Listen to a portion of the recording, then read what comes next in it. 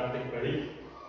Bapak Ibu, saya adalah nama saya Febrian Ardiansa, salah satu dari 40 sahabat teknologi Provinsi Jawa Tengah tahun 2024. Kali ini saya akan memaparkan kepada teman-teman tentang praktik baik yang sedang saya laksanakan di kelas tentang penerapan multimedia pembelajaran interaktif.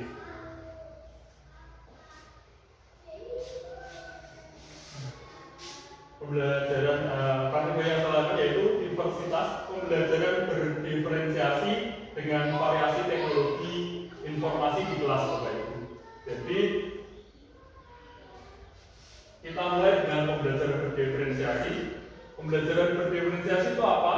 Jadi pembelajaran berdiferensiasi adalah pendekatan dalam pengajaran yang menyesuaikan metode, strategi, konten pembelajaran untuk memenuhi kebutuhan, minat, dan juga kemampuan masing-masing siswa. Jadi kita sebagai guru hendaknya memfasilitasi perbedaan-perbedaan yang ada pada setiap siswa, baik itu minatnya, kemampuan awalnya, kecepatan belajarnya, dan lain-lain. Tujuannya untuk apa? Yaitu tujuannya adalah untuk memberikan kesempatan kepada setiap siswa untuk dapat belajar dengan cara yang paling disukai, yang paling efektif bagi mereka. Jadi meskipun mereka memiliki latar belakang yang berbeda, kemampuan yang berbeda, mungkin juga gaya belajarnya yang berbeda, kita harus memfasilitasi mereka semua. Caranya bagaimana? Pembelajaran berdiferensiasi itu, nah, nanti salah satunya adalah dengan menggunakan variasi teknologi informasi yang akan kita gunakan untuk belajar di kelas. Jadi apa itu variasi teknologi? Variasi teknologi informasi kelas ini merujuk pada penerapan media digital yang mendukung proses pembelajaran. Jadi kita jika mengajar dibantu media pembelajaran digital tersebut agar anak-anak bisa lebih memahaminya, khususnya dengan belajar berdiferensiasi tadi, sehingga anak bisa belajar dengan kemampuannya tanpa kita seret, tanpa kita tinggal mereka. Jadi dalam proses pembelajaran keterlibatan siswa itu bisa meningkat serta dapat memfasilitasi kolaborasi antar siswa. Nah, contoh media digital dalam pembelajaran antara lain yang pertama adalah media audio dan video pembelajaran. Nah, media audio dan video pembelajaran ini bisa kita laksanakan di kelas menggunakan media seperti ini, Bapak Ibu. Presentasi seperti ini menggunakan PowerPoint atau Canva, tetapi tentunya membutuhkan perangkat keras seperti proyektor dan juga laptop untuk kita melakukan presentasi seperti ini. Yang kedua adalah multimedia pembelajaran interaktif. Multimedia pembelajaran interaktif itu multimedia yang bisa diakses siswa dengan cara interaktif. Kalau seperti ini siswa itu kurang interaktif, Bapak Ibu. Jadi siswa hanya kita pandu saja, kita istilahnya manut kita next, kita berarti tergantung pada gurunya. Kalau multimedia pembelajaran interaktif itu siswa bisa belajar sesuai dengan kemauan mereka sendiri. Jadi mereka ingin mempelajari media yang mana, materi yang mana, itu tergantung mereka. Kemudian yang ketiga adalah game edukasi atau edu-game. Nah, ketiga media digital ini adalah contoh penerapan media digital dalam variasi teknologi digital. Nah, lalu media pembelajaran apa yang diterapkan pada kali ini? Saya memilih multimedia pembelajaran interaktif, Bapak Ibu. Jadi tampilannya seperti ini ketika diakses siswa. Nanti siswa bisa membuka di tablet, mungkin di laptop, atau juga di HP masing-masing. Jadi alatnya itu tergantung yang dimiliki siswa. Jika siswa memiliki tablet, boleh membuat tablet. Jika siswa memiliki HP, bisa memakai HP, atau mungkin siswa yang memiliki laptop juga dapat menggunakan laptopnya. Nah, jadi lebih fleksibel serta tidak membutuhkan proyektor. Proyektor hanya untuk alat bantu saja. Kalau tidak pakai juga bisa kita melaksanakannya.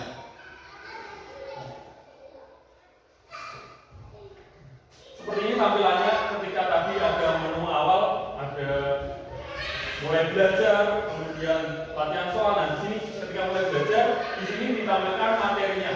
Siswa dapat membaca, juga melihat gambar, dan selain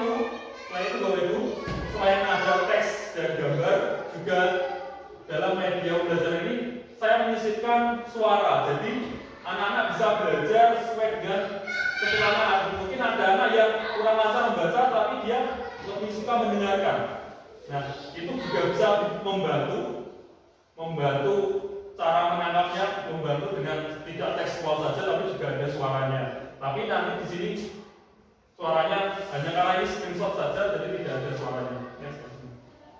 Nah, tadi selain itu ada video. Jadi untuk memperdalam kemampuan anak atau memperkaya materi yang dipelajari juga disediakan video pembelajaran sehingga siswa dapat belajar melalui video tersebut. Next. Nah, selain itu ada juga latihan soalnya. Jadi siswa dapat belajar, setelah belajar tadi bisa mengukur kemampuannya dengan latihan soal. Monggo Bapak Ibu apabila ingin mencoba MPI-nya bisa di-scan di sini atau nanti difoto dicoba di rumah. Atau mau dicoba sekarang sudah nggak apa-apa. Itu contoh MPI yang saya laksanakan. Nah, mengapa Bapak Ibu saya memilih media tersebut? Yang pertama ini berdasarkan pemetaan aset sumber daya sekolah di SD 6 Tegalrejo. Seperti Bapak Ibu guru ketahui, SD kita adalah berada di pegunungan yang jumlah siswanya terbatas. Jadi otomatis kita mendapatkan pendanaan dari BOS juga terbatas, media atau alat penunjang belajar kita juga terbatas. Kita hanya memiliki satu buah proyektor dan beberapa laptop. Nah, jika Bapak Ibu guru secara bersamaan melaksanakan pembelajaran di kelas, tentunya proyektor tersebut harus kita gunakan secara bergantian. Jadi tidak bisa semuanya melaksanakan bareng. Nah, dengan adanya media pembelajaran ini, nanti siswa bisa belajar sesuai dengan kemampuannya secara interaktif tanpa perlu menggunakan alat yang mahal, sehingga perlu hanya menggunakan HP saja. Juga ketika pemetaan aset ini, saya lihat rata-rata anak kita, siswa-siswa kita sudah memiliki HP semua. Jadi ketika dibawa sekolah membawa HP, anak sudah tidak keberatan. Nah, yang kedua adalah mudah dan murah, Bapak Ibu. Kenapa saya bilang mudah? Karena MPI ini dibuat dengan bantuan aplikasi PowerPoint yang itu sudah teknologi lama, sehingga kita sudah familiar dengan aplikasi tersebut.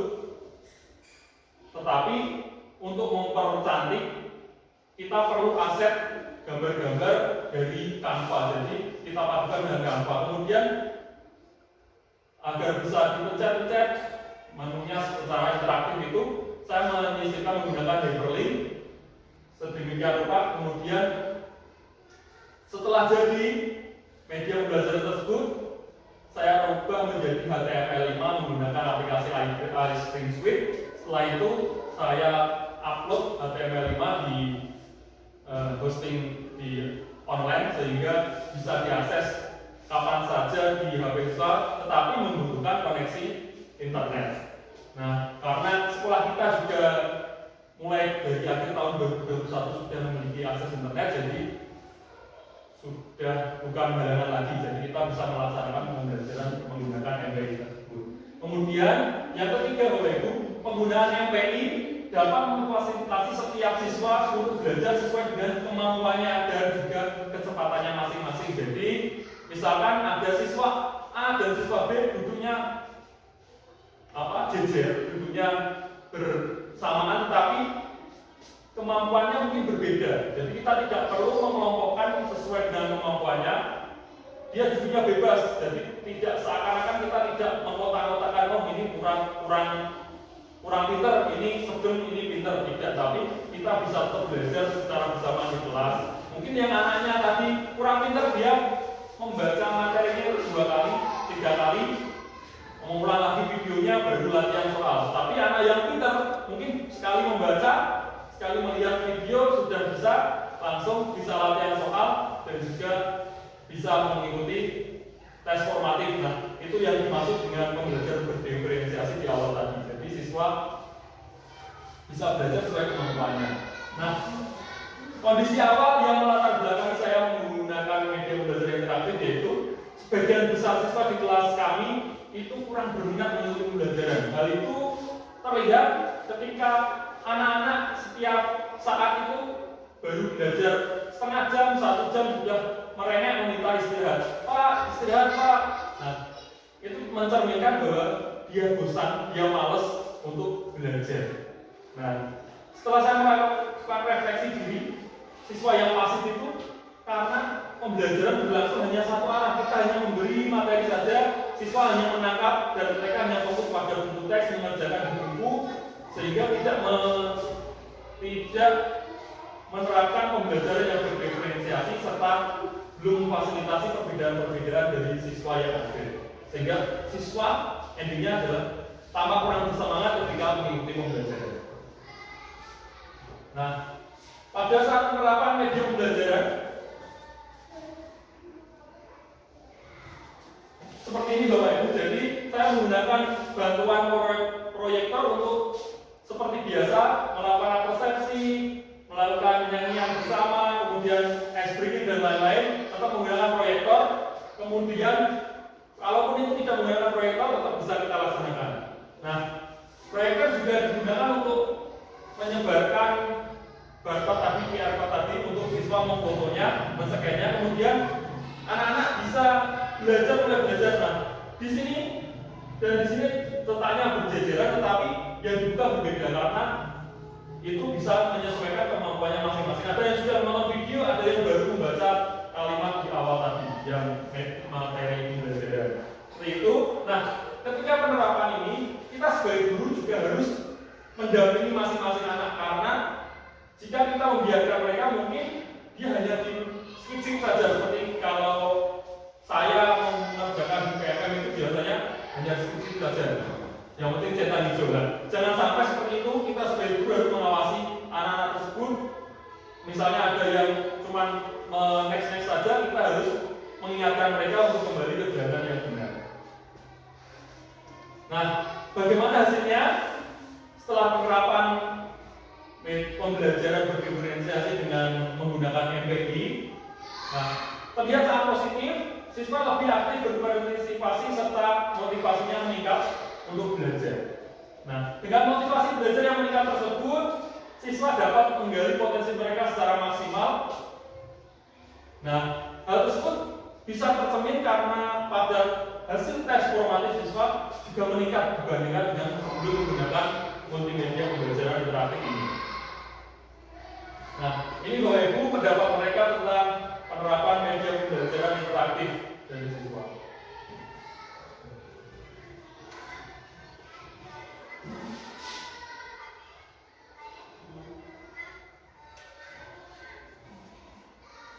Demikian Bapak Ibu, terima kasih telah mengikuti paparan dari saya. Wassalamualaikum warahmatullahi wabarakatuh. Waalaikumsalam.